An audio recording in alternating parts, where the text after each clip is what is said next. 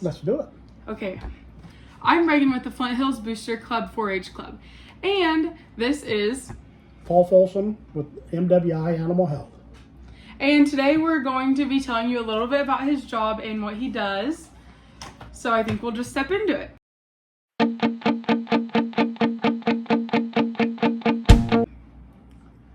Okay, so can you give us like a rundown of what you do every day in your job and... Yes. So MWI Animal Health, we're in distribution of animal health products. So primarily my job is I accept orders, take orders, try to help people with different products. I am not a veterinarian by any means, so I do not recommend protocols for people. I also recommend that people stay in touch with a vet to set up any protocols.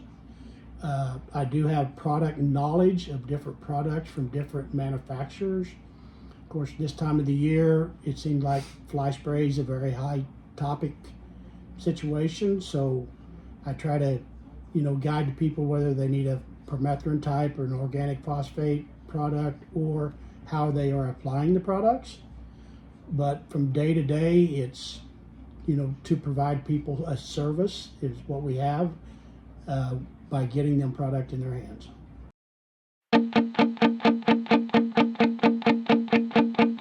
How did you come about this? How did you start doing this? So it kind of unfolded. I came from the feed yard industry in western Kansas, and we had dealt with a couple different companies, and they was actually looking for somebody to do the Southeast Kansas project as far as a territory, and we had moved back due to health problems with my wife's mother to help take care of her. So it kind of fit. I've always been in the agriculture industry from the feed yards from 1985 when we moved to Scott City, and it just my knowledge, or I believe my knowledge of products and different things have just kind of fit. It was a good fit for me, and it also allows me to live in rural America. Longton, Kansas is a very small town, so my territory is Southeast Kansas, a little bit of Northeast Oklahoma. So, and I actually still drive a van where I deliver a lot of the products. Of course, we ship a lot of things, but delivery, trying to have things I need on my van for my customers. So, on a day-to-day basis, do you go places to kind of market things, or are you just doing this online, like a website kind of deal? So, from a day-to-day standpoint, I basically have a route that I run, or at least talk to numerous customers, the same customers every week, meaning mainly the stocker feed yard guys that need product every week, versus the spring and the fall whenever ranches may just need product once or twice a year and fill in here or there. But for the most part, it's kind of the same area every week.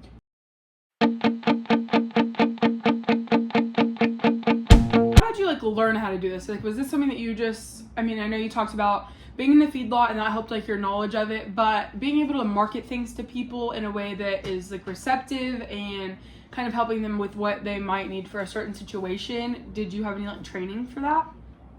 No, it was just a great fit for me, Reagan. Coming from the industry I was in, that's kind of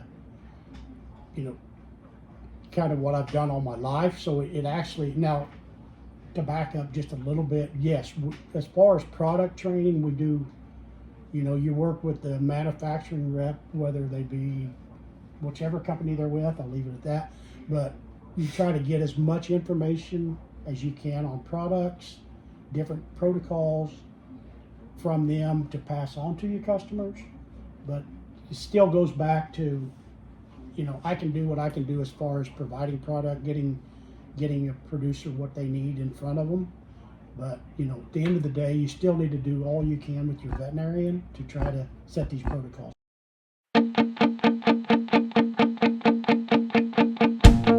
certain things you love about your job? There's stuff that you really don't like about your job? Well, what I really, like I said, I still deliver a lot of things in my van. I guess what I like is trying to make sure that I have the things I'm supposed to have on my van at certain times, which is seasonal. From, sometimes you're carrying a lot of fly tags and fly spray, where in the fall you're carrying maybe more ampred cord type products, for the stalker guys to ramp up to get their deal done.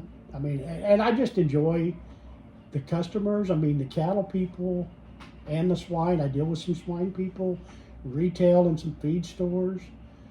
Ag people are just great to be around. I mean, we all have our days. They have their days. Something goes awry. There's back orders. I can't get this. I can't get that. But for the most part, people in agriculture are easy to get along with, trustworthy, just great people.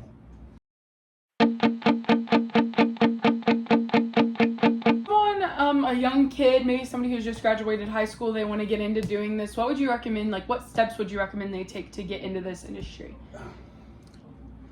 Reagan, that's a little tough. I mean, and the reason I say that is with what I do today versus what's changing in the industry is people, there's online, there's a lot of things you can do to get product, get them shipped into you. The personal touch that you have with your customers and seeing them or talking to them once a week, twice a week, whatever that may be, once a month, it's kind of hard to have. How do you get into it? You got to take care of your customers. You got to try to service them. You got to try to provide what they need and find out information they need. You get in a situation where you may not even know what the situation answer is anywhere. So we try to work with different manufacturers, veterinarians, whoever that may be, to get those proper answers. That's really So to get into how this would be, I mean, going forward, my idea is almost all these things will be shipped going forward. So to tell you how to get started in a territory, you would have to probably go to work with a major distributor to get, to find a sales position to do that. And do you see the industry changing more towards the online side? Do you see that as like a downside? People aren't getting like a personal connection? Oh, absolutely. Yes. I mean, all I have to offer is a service. You can buy what I do anywhere. The service, customer attention, that's got to be your focus, to take care of that customer. Because, Without that, it's a click of a button, you can get it. So. Well, thank you. It was really nice speaking with you today. Well, thank you, Reagan. That was good. I think that was good.